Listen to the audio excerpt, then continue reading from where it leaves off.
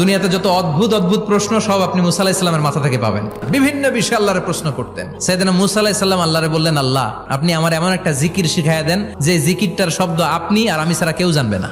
দিনে রাতে সব সময় এই জিকির আমি করব, আপনারে ডাকবো, কিন্তু শর্ত হলো এই জিকিরটা জানবে শুধু আপনি আর জানবো শুধু আমি। আল্লাহ বললেন, মুসা পড়ো লা ইলাহা ইল্লাল্লাহ।